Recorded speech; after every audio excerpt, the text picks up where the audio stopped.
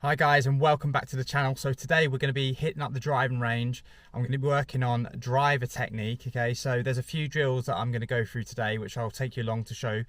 I find that with the drills that you look at online, there's so many that are really overcomplicated, and I'm taking the drills that I'm going to do today from my TPI course, but everyone's got a different swing. I totally get that, so I understand why, you know, there's other instructors showing you different ways of, you know, hitting the ball and whatnot, and different drills at work. But I watched this video yesterday, and one of the instructors, it was with an iron shot, but he was knocking the ball out in front of him, so he's like passing the ball out on the mat and then walking up to it and hitting it, and said that it was good for hand-eye coordination and all this sort of stuff. And I just thought, what is the relevance for that? I want something that's going to be working now, like all of us, okay? I don't want to be, you know, working on something that's going to take months and months to, you know, to get better at. I want something that's quite instant with the results. I'm not saying I have to be perfect at it, but I just thought if I can run you guys through some drills that I'm going to be doing and that will help me, I just thought then it's a win-win, isn't it? Because like everyone, you know, we want to get good at golf, but we want to do it fairly quickly. So anyway, the weekend just gone, I got the chance to play at a lovely course down south, and down the south of the UK.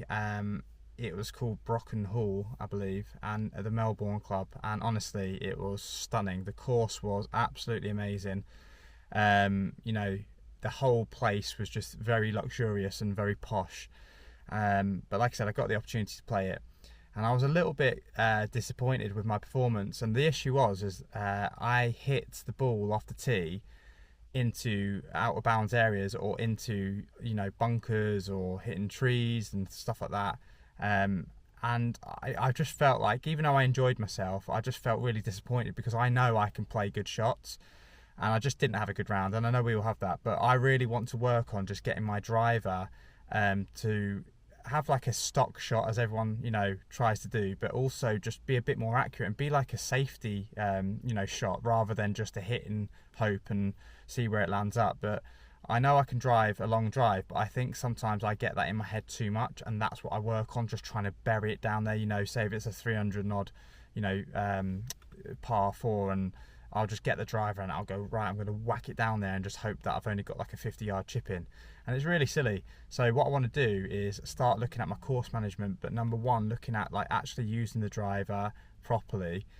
So today I'm going to be working on like a couple of drills, like I said, and my objective anyway is to get my driver good, so that I can feel comfortable with just getting it into fairway and getting it into the play, because my irons are I'm fairly good. I feel like, you know, my irons are fairly good. So I'm comfortable with them, and I just want to feel that same sort of relief when I'm hitting off the tee. I don't want to have that jittery feeling, or, you know, the not knowing where it might go. My missed shot has been left and right. At least if I knew which one it was, it would, you know, make me a bit more comfortable with like aiming up slightly to left or right. So that's the sort of stuff that I'm going on about.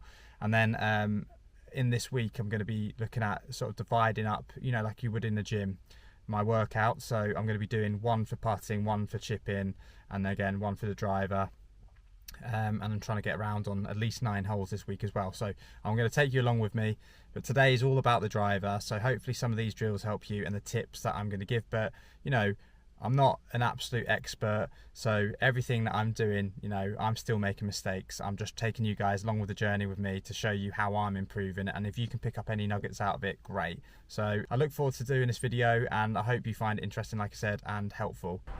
So this first drill is called the gateway drill, and basically what I've done is, you can use T-pegs, but I've put balls there. So I've put one on the heel and one on the toe of the club head, and the aim is to hit through a channel. So what I'm trying to do is identify where I'm hitting on the club face.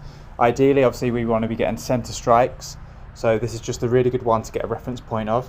And I'm not going to be working on the full swing. You can build it up to do that, but what I like to do is work on half a swing or quarter of a swing and just punch it through and just see what the flight path is like of the ball.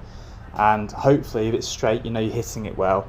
I'm going to be doing a couple of other drills here in a second, which are just to help people who might be struggling with a little bit more of a hook or even a slice. So if you are someone that tends to hit the inside ball or the outside ball, obviously that's to identify that your club path might be in to out or out to in. So this one here, I've put down my lead foot, and what that's going to be doing is it's going to be helping my body pivot round the front leg. So that actually will put more of a draw or a hook onto the ball. So if you're someone that struggles with an out to in club path or gets slices, this is a good one to work on as well. Again, I'm not doing a full swing either. And then I'm flipping it in reverse here, and I'm going to be working on my trail foot as well, being back, or flat should I say, and then the front foot being on the toe.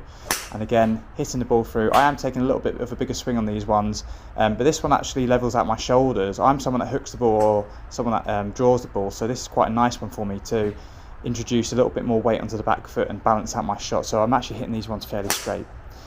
Going on to this last drill, I've only just put one of these up, just a little clip of it. I've got a club there for reference for my feet to where the ball should be, and then I put the club head cover down on the ground as well, and that's to sort of get a visual of that arc of going in to out. So I'm going to try and swing around that, and if you watch here, I'm going to put a little draw shot on the ball, and again it's just to sort of carry on drilling in that good club path habit.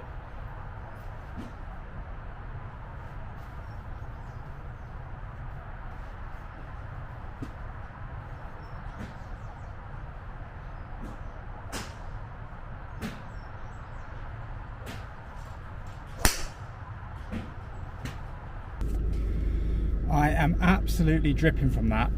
That was it was a good, productive driver session there. I definitely made many mistakes. I think what I'm going to do is, after that, I noticed when I was drawing the ball back using the gateway drill, I used, instead of T-pegs, I used 2 balls, and I did clip the heel of my club quite a few times, but I've noticed I'm clipping the ball sometimes with the heel of my club that was on the floor, and then on the T-peg, the one that I wanted to hit, I was hitting it off the toe. So I'm doing a lot of like in to out club path, which is obviously good, and that's probably why I'm hitting some draws or like these sort of duck hooks. But the odd time when I was trying to adjust to the driver and make it sort of like flatter, I was again noticing like the club path was then changing to the out to in. So basically what I'm saying is, if the club was like this, if it was heel down, toe up, it was more of a sort of a in to out. And then I noticed when I was making a mistake of putting my toe down too much, I was pulling it out and then across the ball quite a lot. But the common place that I was hitting the ball on the T-peg with is the toe, so that's something that I need to work on.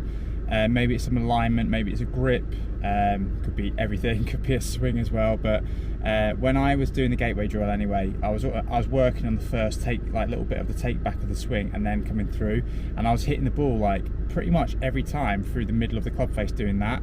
I think what I'm doing is, as I'm pulling the club up, my body's twisting or moving in a certain way, and I'm really sort of pulling the swing path out of where it should be.